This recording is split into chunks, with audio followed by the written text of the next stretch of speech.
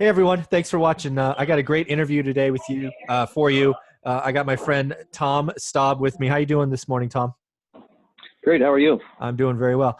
I think this video is going to be, or this interview is going to be particularly important for lots of viewers because Tom is in a unique position. He obviously is very busy in his full-time job, in tech. But what he's done is kind of interesting. He's invested in multiple markets. And I wanted to make sure I got him on the phone because if anybody knows my story, I sort of evaluated multiple markets, but through lots of different reasons, decided to stay true to one market for 15 or 16 years. So I'm going to learn just as much as y'all by talking to Tom. So Tom, why don't you sort of introduce yourself, kind of the markets you're in, and we'll just go from there. Yeah, sure. Tom Staub.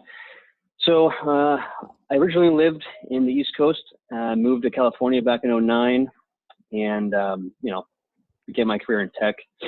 And around I'd say 2013, 2014, I began to want to buy my own property, right? And at that time, I had no investment properties, no rentals. And as I began to look in the market, I found some areas of East Oakland I thought looked promising long term.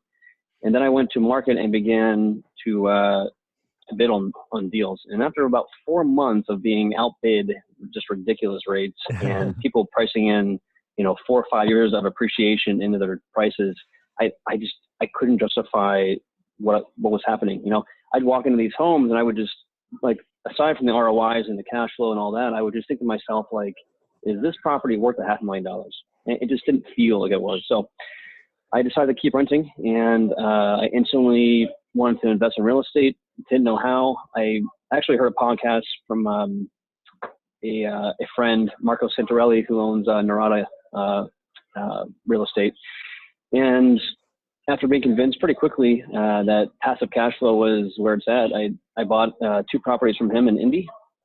And then, after doing it, it was almost too easy. And then I decided that I could do it myself, and I began to expand more into Indy and then later into Huntsville, Alabama. That's been very rewarding. And now I'm in Cleveland, Ohio, which is where I live. Very, very cool. So a couple of things you sort of lay out there like it's nothing, but I want to make sure the audience gets.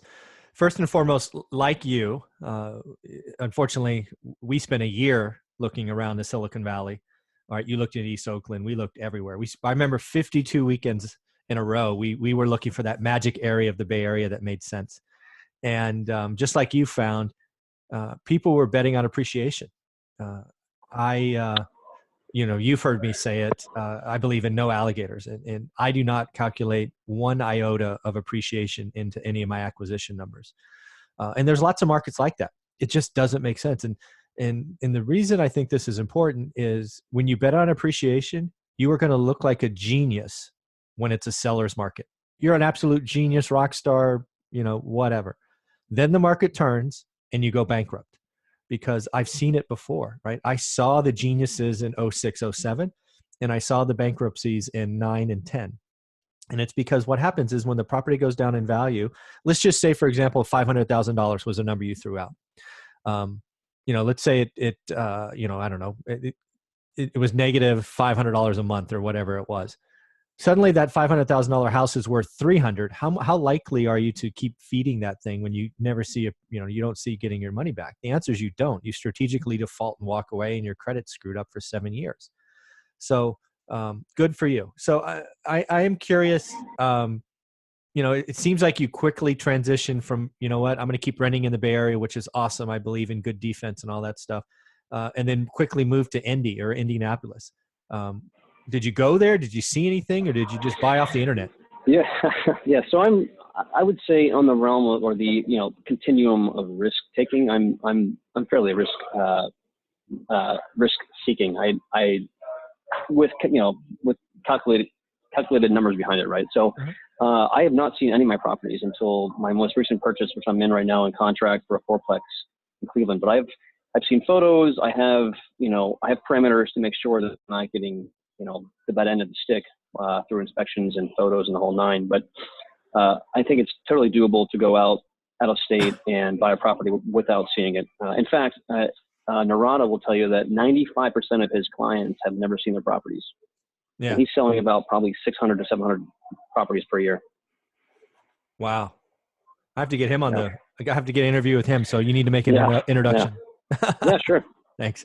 So tell us about that first. I always like to talk about the first deal. Tell us about that first deal in Yeah. Indianapolis, if you don't mind. To be honest, so I come from, my background's in finance, and I did the on paper sexy job at Wall Street, which I did not like, and so I'm pretty well versed when it comes to finance. But I thought I knew everything going into my first deal, and I knew nothing. Luckily, I still cash flow, and my ROI is like 8-9%, but it could have been a lot worse. So I didn't understand the idea of neighborhood class or tenant quality or any of that. I knew that real estate was a cash flowing business, and that's long term. There's a lot of reasons why one would do that. My first property was about Indy. I got it for like 116. Rent was 12.95. So the ROI was pretty good. And I didn't. To be honest, I was pretty irresponsible. I bought it without doing my own inspection, without double checking the photos, and it all kind of worked out in the end. But naively went into a 3-bedroom, 2-bath ranch, rehabbed, and today I still have it, and it's still renting out and cash flowing positive. So bank financing, paid cash. Did you BRRRR? Yeah, bank financing. I do believe in BRRRRs are fantastic if you have the connections, if you have the network, if you know what you're doing. I would tilt away from it if you're newer to the market personally. Oh yeah. Sure. I mean, even for me, it's very technical. It's very complex. Financing, I'm more risk taking, so I do believe in leveraging your financing when you can. Yep. So all my properties have been financed, including my most recent one. Yeah. Again, we're in lockstep. A couple of things. So first and foremost, believe in conservative financing and running the numbers. Absolutely correct. Typically, when you're in the acquisition stage, right, when you're trying to do this, what I call one rental at a time, it doesn't make sense to blow all your capital on a single investment. Second, I want to say it again. If you're a full-time employee, you're busy in tech, you're a lawyer, doctor, whatever it is, baker, policeman, whatever. If you have a day job, that should be your focus. So don't get distracted by all these videos of fix and flip or doing BRRRR and all of that stuff, which is buy, repair, rent, refi, and do again, and repeat, right? Especially in a market that you're not in, because you're going to get hurt. It's going to take longer, cost more. And again, your day job's probably going to be sacrificed. I strongly recommend buying properties that are done. And I even recommend one step further, done and leased. So you just take over and you cash flow day one. So, I would second that. So last night I was at this restaurant. My friend has opened a new restaurant here. So I was talking to him. He's also in real estate, and he's done some fix and flips over the past year. I have done 2 last year, my first fix and flips. And I will tell you that, and those were from out of state, and that, yes, my profits were more in the end, but I probably spent 4 to 5x the time and headaches and stress doing so. And on top of that, what my friend last night was saying, what we saw in our flips was that there are buyers, and it's still a strong buyer's market, but they are particular and they want every little nook and cranny exact. So if you're not doing it yourself and you have a team doing it, they're going to cut corners, they're going to miss things, and in the end, you'll have to be going back and forth between the buyer and seller to fix all those issues. So my point is, yes, those TV shows make it look very easy, but it is not. Mm-hmm. Yeah. So again, I think we're so in lockstep. This is something I would remind everyone that's watching this. I believe if you're a full-time employee in a busy life, just starting out, all the books you read and all these other gurus that you may listen to talk about return on investment or yield or cash on cash, all that stuff, like it's the Bible. What I would tell you is you need to step back and actually think about return on time first, right? You want to get into an investment that's easy, low risk, low time, because you already have a 60-hour-a-week commitment. You already have a growing family responsibility. You're talking about carving out, hopefully minutes, maybe hours a month with what I'm talking about, right? These turnkey, fully leased, pride of ownership rentals. Instead of, I'm going to go do a fix and flip, or I'm going to buy a slightly underpriced, and I'm going to run a contracted team, and I'm going to GC it myself. And oh my God, you do not need another full-time job, right? Just stop it. Would you agree? Yeah, I mean, absolutely. In fact, I think I think the journey of real estate, I would advise that you go through all the small steps, and you're going to make mistakes, and that's actually part of the journey. You'll learn by the mistakes, and I've made dozens of mistakes and have learned from them. But to jump the gun and assume that you can do a big fix and flip, 2,000 square foot home in a market that you don't know about, I mean, it's naive and it's extremely risky. So. Yeah, it's not a good idea. So why don't we transition out of Indy into Huntsville, if I remember my notes are right. So how'd you find Huntsville? Yeah. Why Huntsville? What did that feel like? And you wanted to plant your next investment there. Sure. Yeah. So when looking at how I allocate my assets and whatnot, obviously diversification is one of them from my point of view. And so when I hit 3 properties in Indy, I knew I wanted to expand into a new market. Indy on paper looks fantastic. It's done well. It still looks like they'll do well, but I didn't, you never know what's going to happen during the next downturn. So I went into a different market, and, from the economy, the population base, demographics, everything. And when you look at the Southeast, Huntsville is it's a really attractive hub. It's got the world's second biggest R&D, NASA and research plant. It's massive. And given where our world's going, there's a lot of money being dumped into it for space, the new space race, the defense research. The FBI just announced their new place down there. I mean, there's Facebook built a new campus down there. You have Toyota and Mazda building a $1.6 billion plant down there. Aerodyne rocket jet is building a brand new $1 billion plant. So there's a lot of things happening there. And by the way, it's a 3.3% unemployment rate market. So it's a labor market that's incredibly tight. I don't know where they're going to find these extra jobs that they're forcing into that market. So naturally, supply and demand, wages should go up. With that, they should be able to afford higher rents, higher prices. So it all looks good on paper.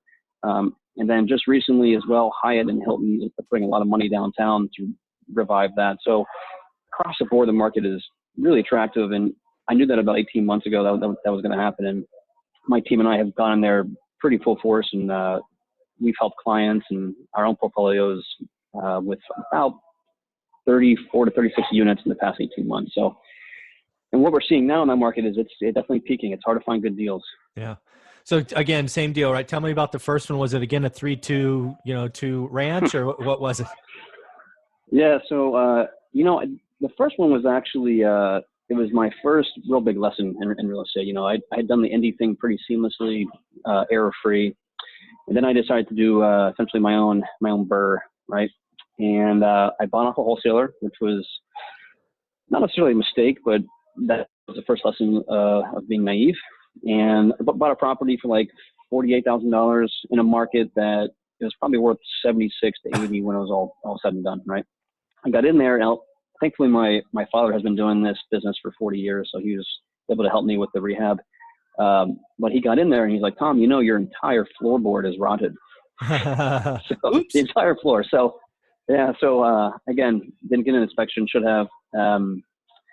And so we had to tear out the entire floor, and he would send photos to me, and it would be of the dirt on the ground. He said, see that? That's your new floor. So, yeah, I know we got through it and only put about 12 to 14,000 into it. So out ahead, I was essentially I broke even on the investment, and I'm again still cash flowing. It's doing okay, but lesson learned is make sure you get those inspections. Yeah, you're absolutely right. I mean, those are great. Putting it out there, sharing with everybody. And again, the whole idea is real estate's very. If you hold it long term, you can recoup a mistake or two, such as not getting an inspection and spending an extra 10 grand. And again, that's what I preach, right? It's conservatively finance, hold for the long term. Why long term? Well, you sort of get bailed out, right? Inflation will help you. Tenants will pay down the loan. All tax benefits, all these things. So, it's not like stock. You're not going to buy it this year and sell it next year. The transaction cost alone would kill you. And it's not where full-time employees should be. They should be buy, hold for the long term. So I appreciate that. Yeah, I agree. And I think it's important to hit on that. The point you just made is that very simply inflation, right? When you get a loan, if it's fixed, let's say it's a $500 payment month over month, right? Well, $500 today is going to be a lot less in 20 years. Absolutely. Right. Meanwhile, your rents should be increasing at least every 2 years. Yep. should be adjusting with inflation. So that's one of the beauties of real estate that stocks or, any other investment doesn't have. Oh, I totally agree, right? And anybody watching this channel, you had better get fixed rate debt, right? Either 30 or 15, or get 30 and pay off at 15. Those are your calls. But if you watch this channel for any more than a single video, please get fixed rate debt. Interest rates are on the rise. And oh, by the way, you know what? Interest rates crash in 5 years because of the next recession. Great, you can go back and refi. It's okay. But get fixed rate debt so you know what your payment is. And as Tom sort of highlights, in 20 years, that $500 payment is going to feel like 3.25. So you'll be a genius doing that. So I guess the last thing we need to talk about is you just moved from Japan to Cleveland. Mm-hmm. So why Cleveland? Tell us about this fourplex, and it should be interesting. Yeah. So again, Huntsville is, for me, is kind of tapped out. I think there's a lot of other markets in the United States that are very attractive. Florida being one of them. Pittsburgh, PA is another great market. But when you look at, the first thing, Japan, right? Yeah. So I was moved there for my company that I work for in tech. It was a great experience. I spent about 12 months there doing all that, and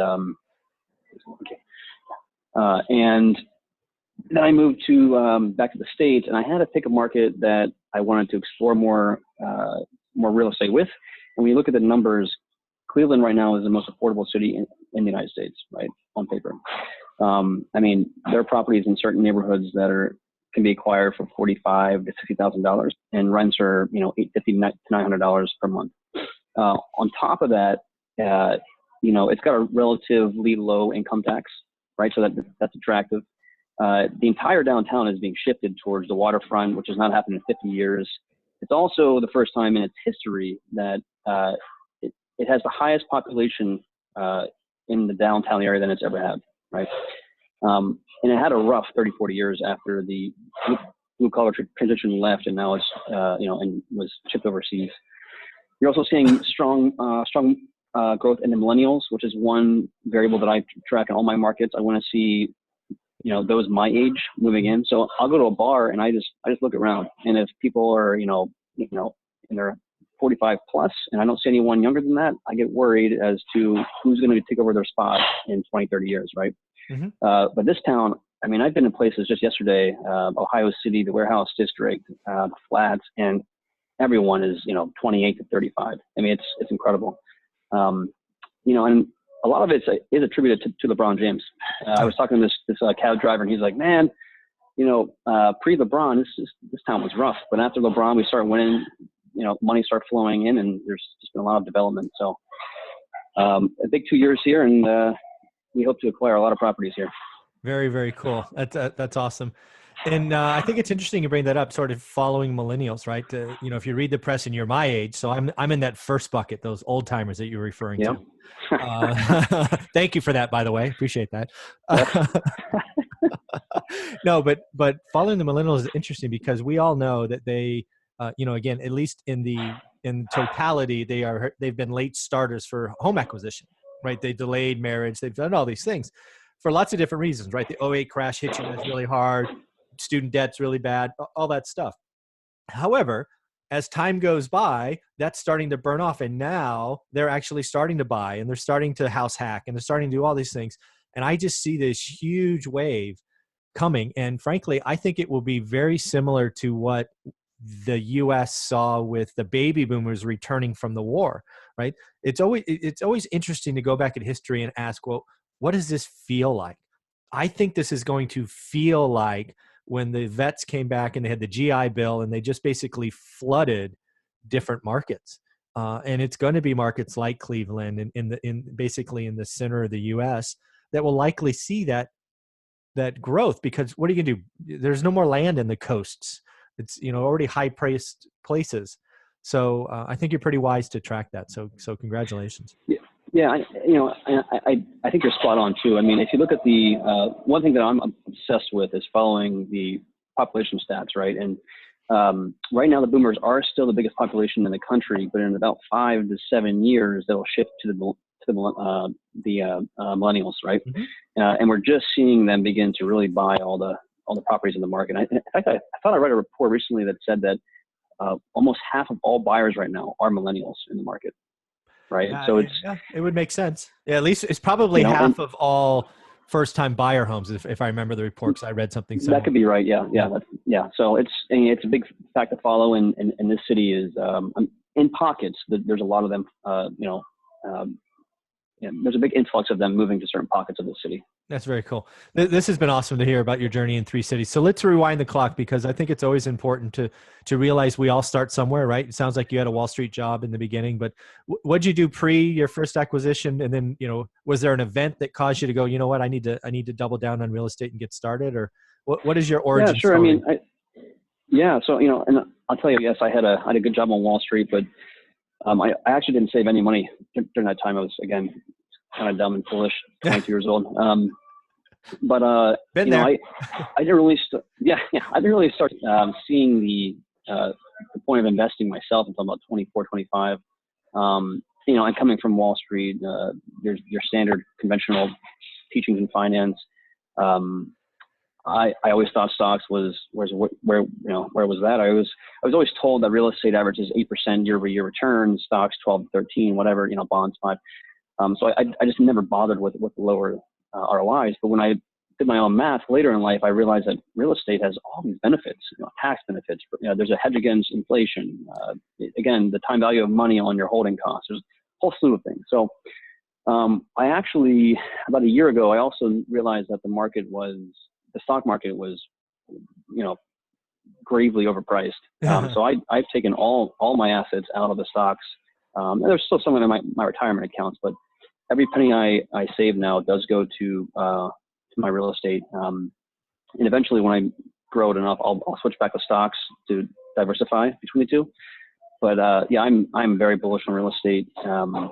There's a massive supply issue. I don't, in certain markets, I think we're already seeing corrections. We'll probably still see corrections in the future.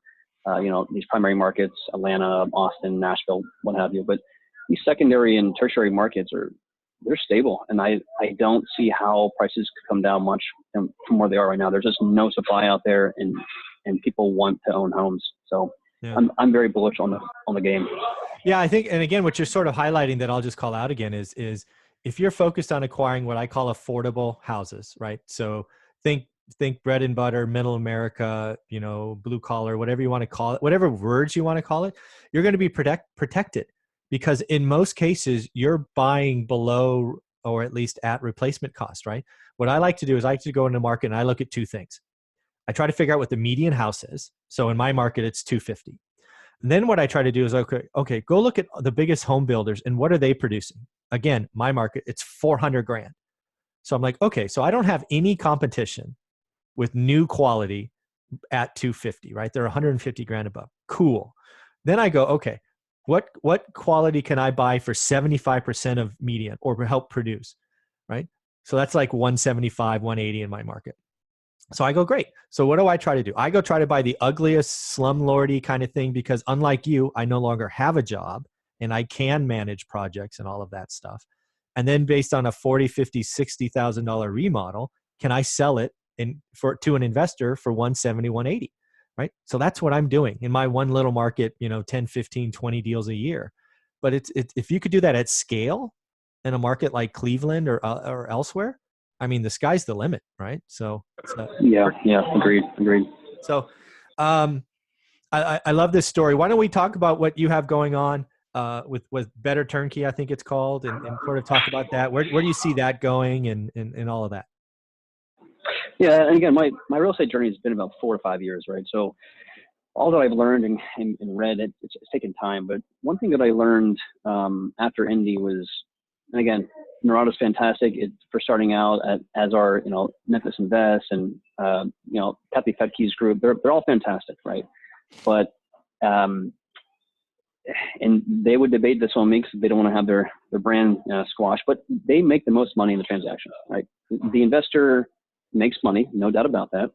But if you had to allocate the profit share between the rehabber, between the marketer, between the investor, without a doubt, the lowest risk goes to the marketer, that being these turnkey companies. Second would be the rehabber, and third, over time, the investor. But the first 3 years, they're in last place. So my partner and I were like, look, they're making these aggressive profits. Why not go to market, and we'll cut back substantially on the profits. You know, we still have to pay our overhead, our marketing costs, what have you, and we'll provide investors the same deals in the same markets with ROIs that are starting at no lower than 12% for A and B class properties, up to as high as 20%.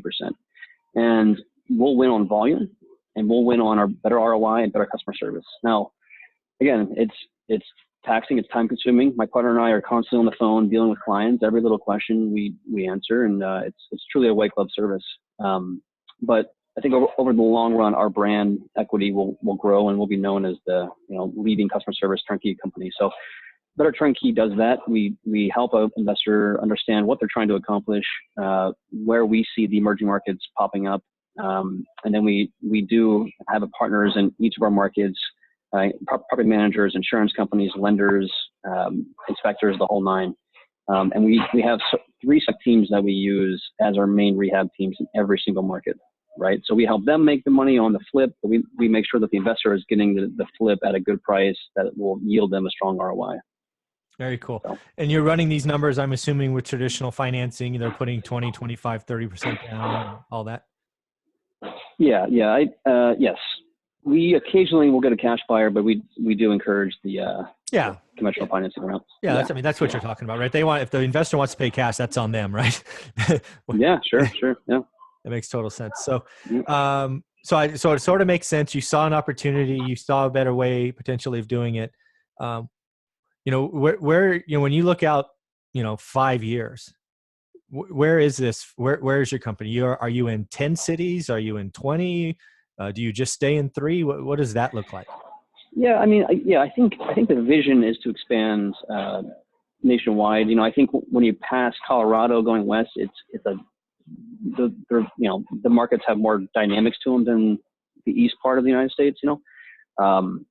But for now, we're focusing on 1 to 2 markets at a time, while the previous 1 to 2 that we had usually peter out, because if we get into a market, I mean, it's hard to find deals for 3 to 4 years, right? So Huntsville was one of those markets we got into, and now it's drying up there.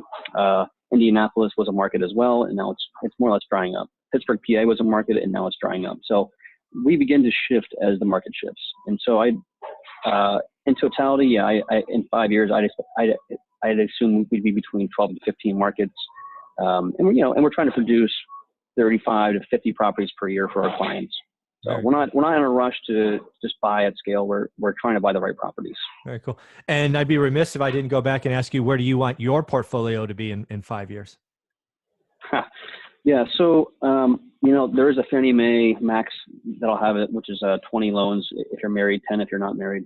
So obviously max that out and then scale up. But I think Florida I gotta get to Florida. There's several areas there that are seeing the strongest growth in the millennials. I do think Texas still has some upside. So I'd like to get to Texas, Florida, and then ultimately I have not yet bought my own property. So I need to buy my own personal property. And then my goal is to have my portfolio essentially pay for that and then some. So. Yeah. I'm guessing just one, again, we've only talked a couple of times now. I'm guessing you're going to buy your place in Florida because of no state income tax. That's my guess, knowing you. I think you're spot on. Shocking. I'd be a little nervous about Texas, at least in the next 2 years. I've evaluated Texas 2 different times. And you know this, but I'll say it for everybody else. They reset property taxes every year.